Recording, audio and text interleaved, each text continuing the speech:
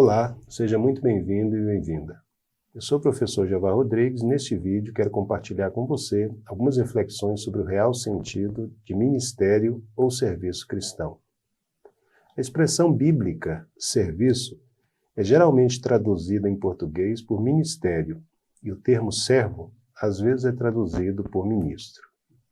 Na concepção secular, as palavras ministério e ministro apontam para um lugar e uma posição de honra, de destaque, de importância, de prestígio, de eminência, etc., o que remonta à profissão, emprego e cargo.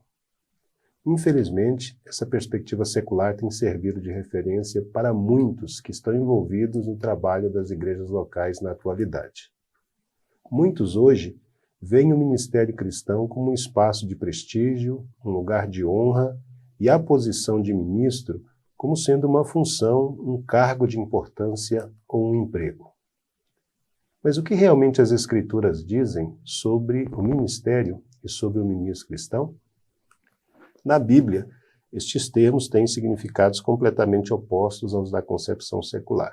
Ministério, em perspectiva bíblica, fala de serviço, de trabalho, enquanto que ministro, em perspectiva escriturística, fala de servidor, de servo, de escravo.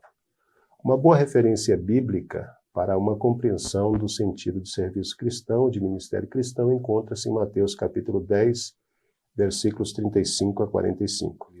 Nesse contexto, Jesus encontra-se no auge do seu ministério e dois de seus discípulos, Tiago e João, lhe fazem um pedido, que na manifestação do reino de Jesus, um pudesse ocupar um lugar à direita e o outro à esquerda no seu reino.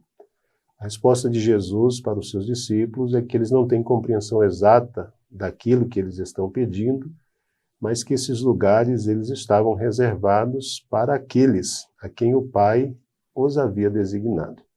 Quando os discípulos demonstram indignação diante do pedido que os filhos de Zebedeu fazem a Jesus, a reação deles demonstra que eles também não tinham clareza em relação a ministério ou a serviço em perspectiva divina.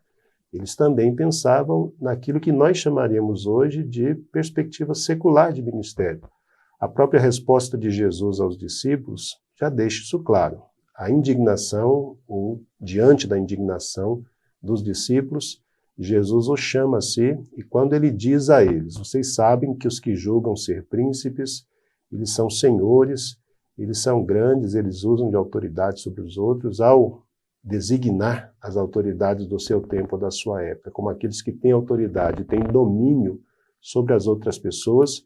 Jesus está chamando a atenção dos seus discípulos, dizendo que essa não deve ser a perspectiva correta de se pensar autoridade ou de se pensar lugar de honra em perspectiva divina.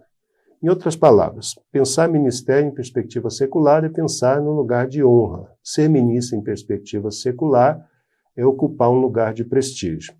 Em perspectiva bíblica, e é isso que Jesus nos ensina nesse trecho das Escrituras, a escala de valores de Jesus em relação a serviço e a ministério, ela é diferente da escala de valores que a filosofia ou a perspectiva secular tem. Jesus chama os discípulos e diz para eles, olha, se vocês quiserem um lugar de grandeza no reino de Deus, já que é isso que vocês estão buscando, se alguém de vocês quiser ser grande, tem espaço para grandeza no reino de Deus também.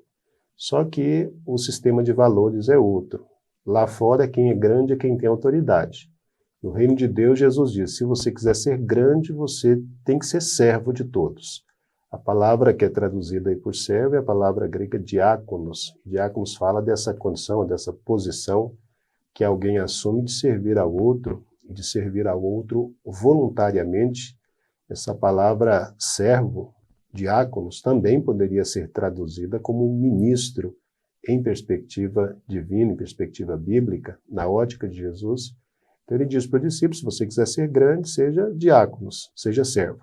Agora, ele diz assim, eu sei que tem pessoas que gostam de ser o primeiro. Tem gente que quer ser grande, tem gente que quer ser o primeiro, quer ocupar o primeiro lugar. Se você quiser ocupar o primeiro lugar na escala de valores divina, também há espaço para você. E é isso que Jesus diz lá, e qualquer de vós, ou qualquer dentre vós que quiser ser o primeiro, será servo, e aí a expressão que aparece ali é a palavra doulos, que geralmente nós poderíamos traduzir como escravo, Se alguém quiser ser o primeiro, seja doulos, seja escravo de todos. E a coisa mais impressionante que nós temos nesse texto é exatamente o exemplo que o próprio Jesus dá, do sistema de valores em perspectiva divina. Então Jesus mostra o que significa de fato ser ministro e ocupar o ministério a partir do seu próprio trabalho e a partir da sua própria atitude. Ele termina o trecho que nós lemos dizendo que o Filho do Homem não veio para ser servido. Ele sim poderia ter vindo para ser servido, uma vez que é Senhor de todas as coisas, mas o Filho do Homem também não veio para ser servido, mas pelo contrário, para servir e dar a sua vida em resgate de muitos. Então, ministério em perspectiva bíblica significa serviço. Ministro em perspectiva bíblica significa servir. Eu quero encerrar essa reflexão com duas perguntas que eu gostaria que você respondesse para si mesmo com toda a honestidade. A primeira delas, se você é ministro na casa de Deus, e em perspectiva bíblica todos indistintamente o são, uma vez que ser ministro significa ser servo, e que o ministério é o serviço da casa de Deus, a pergunta que eu te faço é: qual é a real motivação que te conduziu ao ministério e te mantém nele? A busca de honra, glória e vantagens pessoais ou o sincero desejo de servir a comunidade cristã? Que Deus tenha misericórdia de todos nós e nos torne semelhantes a Jesus, que não veio para ser servido, mas para servir e dar a sua vida em resgate de muitos. Que o Senhor te abençoe e te guarde. Shalom, paz.